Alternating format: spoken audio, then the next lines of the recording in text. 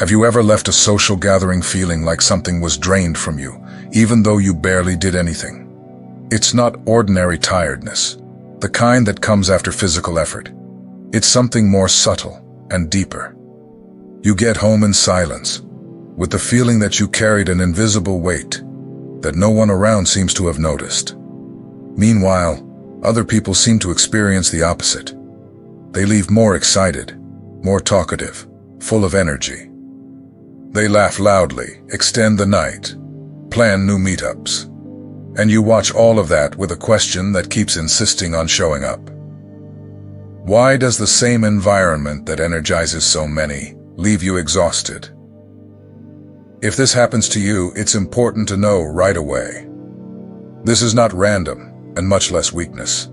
The chosen do not live experiences the same way most people do.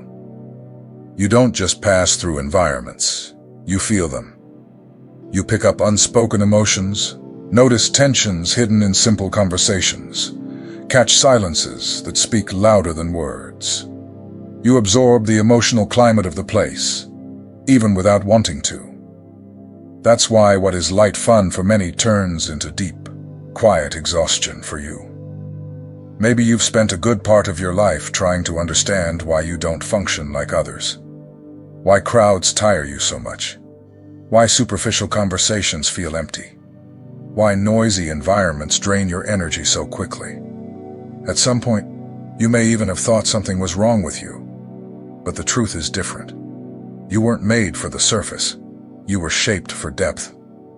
The world values those who talk more, show up more, and adapt easily. But it rarely recognizes those who feel more, observe more, and need silence to recover.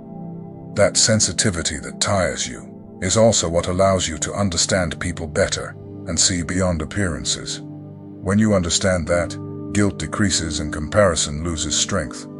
Protecting your energy stops being selfishness and becomes wisdom. If this content speaks to your soul, you're in the right place. I am George.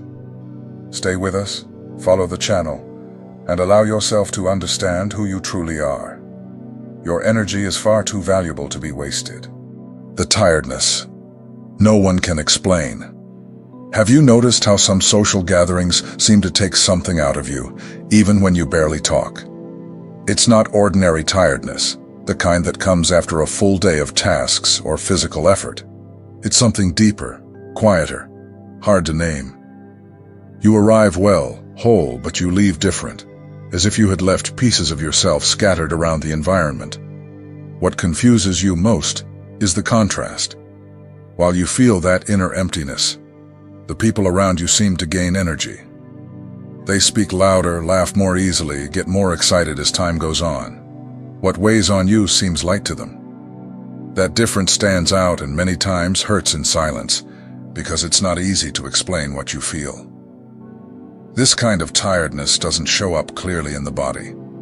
It doesn't appear as muscle pain or immediate sleepiness. It settles in the mind and chest. It's an invisible overload, made of too many stimuli, mixed emotions, and subtle information that enters without asking permission. Even when you don't actively participate, you feel as if you were on alert the entire time. Many chosen spend years trying to ignore this inner signal. They stay in places where the body is asking to leave. They go beyond their own limits so they won't seem strange, cold, or antisocial. They fake energy when everything inside is asking for silence and withdrawal. They do this because they learned that leaving early is rude, that silence makes people uncomfortable, that stepping away is a sign of weakness. Over time, that constant effort starts to demand a price. Irritation appears for no apparent reason, emotional confusion, a feeling of not belonging. You try to adapt, try to fit in, but something always feels out of place. No matter how hard you try, the wear repeats itself. The tiredness returns, gathering after gathering, like an inner warning that insists on being heard. What almost no one explains is that this exhaustion doesn't come from the interaction itself, but from the way you interact with the world. You don't move through environments superficially. You enter fully. Your presence is deep. Even when you are quiet, observing more than speaking, you feel before you think. While some people only hear words, you pick up intentions. While others observe gestures, you perceive emotions hidden behind them. This reading happens automatically without conscious effort. Your internal system is always active, always attentive. There is no off switch, and that is exactly why everything becomes so tiring. There is also invisible noise. Not just sounds, but unspoken expectations, silent tensions, subtle comparisons, disputes disguised as friendliness. All of this circulates in the air. For many, it goes unnoticed. For you, it weighs. It's as if the whole environment were speaking at the same time, even without saying a single word. That's why, at certain moments, you isolate yourself even while surrounded by people. Not because of shyness, antipathy, or lack of interest. It's self-protection. Your silence is not empty. It is defense. This tiredness that no one can explain does not point to failure. It points to depth. It shows that something inside you works at another rhythm, in another layer. A way of functioning that doesn't adapt well to constant superficiality, and that insists, in every way, on being recognized and respected. You are not broken. For a long time, you may have believed there was something wrong with you. Maybe you compared yourself too much, trying to understand why you didn't react like others, why you needed to leave earlier, why you felt relief when you were alone. These questions, when left unanswered, tend to generate guilt, confusion, and a quiet feeling of inadequacy. Society teaches, from early on, that the ideal is to always be available, communicative, social, and upbeat. Whoever can't keep up with that rhythm ends up feeling out of place. You grow up believing you need to fix yourself, adjust yourself, mold yourself to a pattern that never respected your true nature. At some point, you may even have tried to change. You tried to be more outgoing, more present, more participatory. You tried to ignore the tiredness and force an adaptation. But even when it seemed to work, something inside you was wearing down. The effort was too great to be sustained for long. The truth is simple and liberating. You are not broken. You simply weren't made to operate on the automatic mode of most people. Your inner structure does not seek constant stimulation. It seeks meaning. It seeks depth. It seeks coherence between what is said and what is felt, between what is shown and what is lived. The chosen carry a different sensitivity. Not better, not worse, just different. You notice details that go unnoticed. You catch subtle shifts in mood, hidden discomforts, inconsistencies between words and actions. This perception wasn't learned. It was always there from early on. Because of this, living in a fast-paced world becomes challenging. There is too much information, too many interactions, too many demands. Excess doesn't feed you, it drains you. Not because you are fragile, but because your inner system was not made for constant, superficial accumulation. Many try to deny this difference. They try to force themselves to keep up with rhythms that don't respect their limits. At first, it may even seem to work, but the cost shows up later. The body asks for a pause, the mind asks for silence, the soul asks for space. Ignoring these signals creates a deep and quiet wear. Accepting that you function differently is not giving up. It is maturity. It is understanding that not everyone was born for the same role. Some came to speak, others to listen. Some to lead crowds, others to understand individuals. All are necessary for balance. When you stop treating yourself as a problem to be solved, something changes internally. The weight of comparison decreases. Guilt begins to dissolve. You understand that your way doesn't need correction, only respect, care, and clear boundaries. From that recognition, your choices change naturally. You begin to select better the environments, the people, and the moments, not out of rejection, but preservation. You understand your energy is far too valuable to be wasted trying to fit where there is no room. You are not late, defective, or incomplete. You are deep in a world too shallow to explain that. Recognizing this truth is an essential step toward living with more lightness, coherence, and inner peace. What happens inside you? When you enter an environment full of people, something automatically activates inside you. It is not a conscious choice, nor an intentional effort. Your internal system simply starts working. While many just hear loose conversations, you perceive layers, voice tones that shift, strange pauses, looks that don't match the words. All of that reaches you immediately. You don't just pick up what is being said. You feel what is being lived behind the words. Unexpressed emotions circulate through the environment and end up finding you. Anxiety disguised as a smile, tension hidden in jokes, discomfort masked as politeness. Even without realizing it rationally, your body registers everything before your mind understands.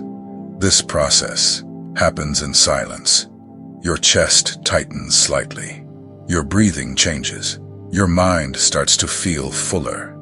You're not thinking about these things, just feeling them. Your energy starts to drop without you knowing exactly why.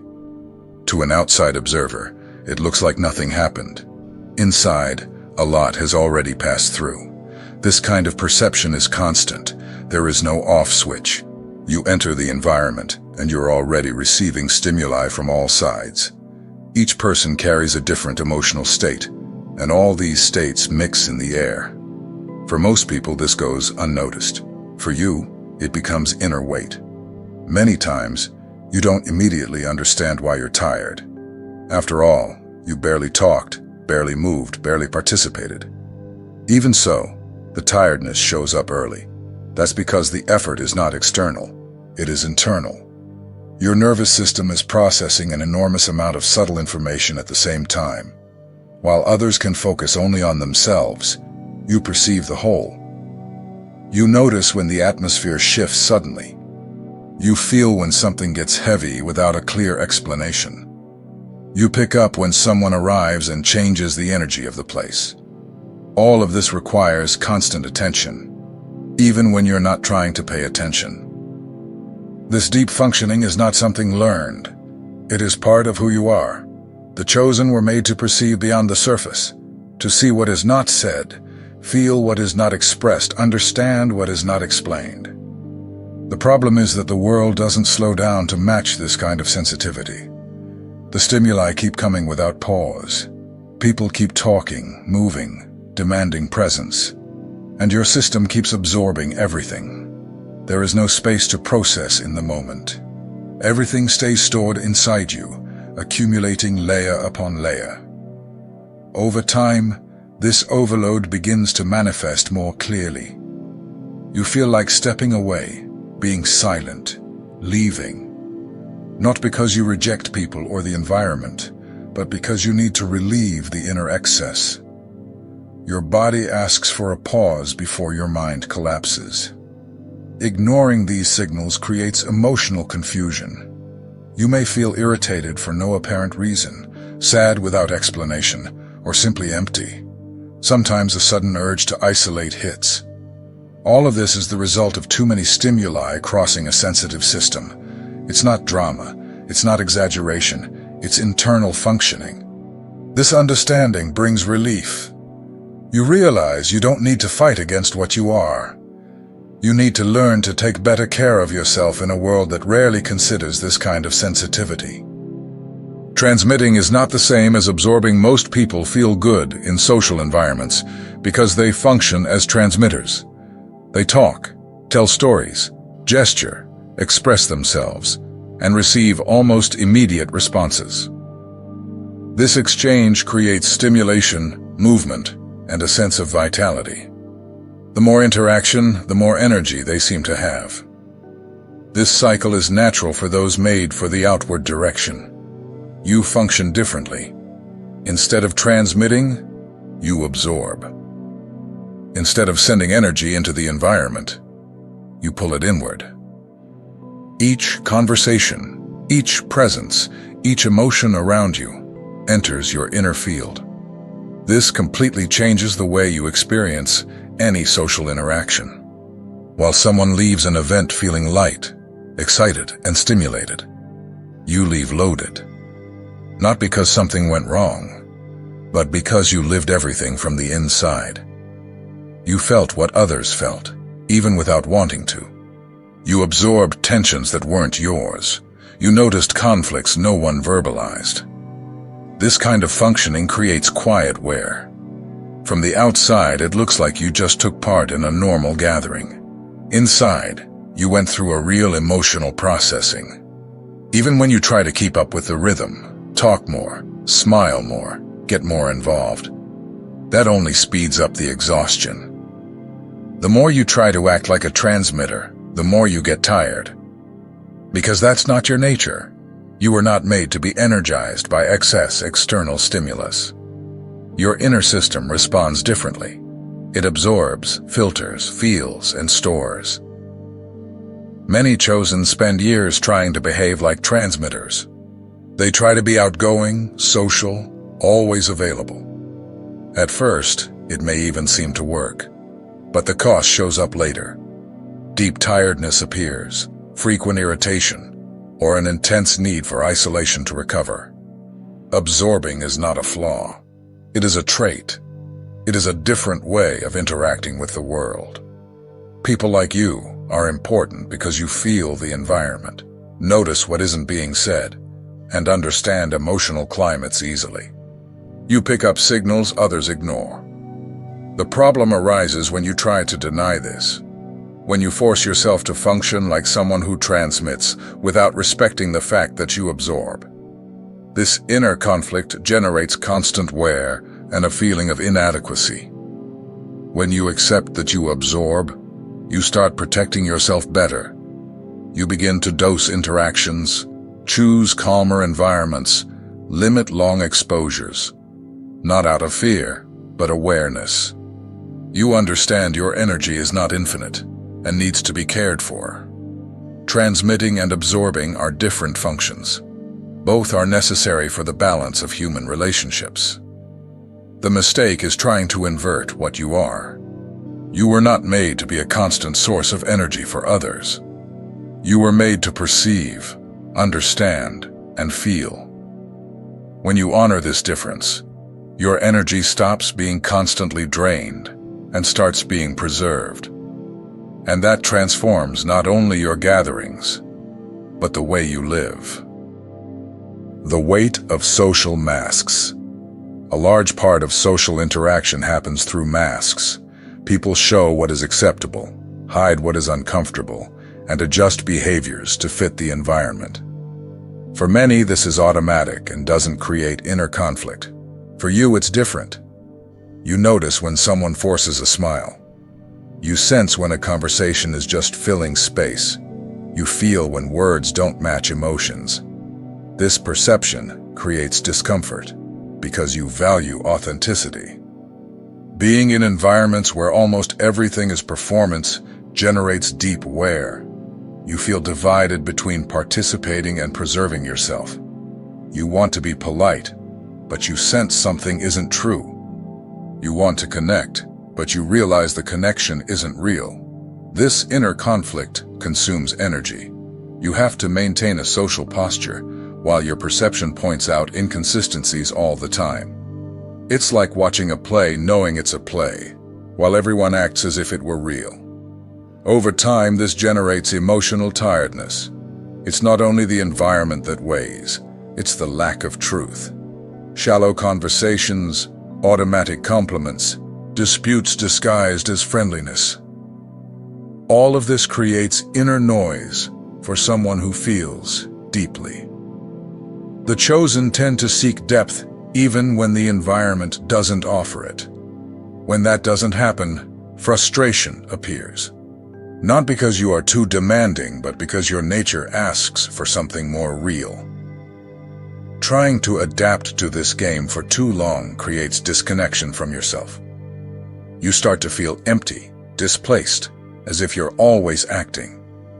This constant effort wears you down more than the socializing itself. Recognizing this weight helps you choose better where to be.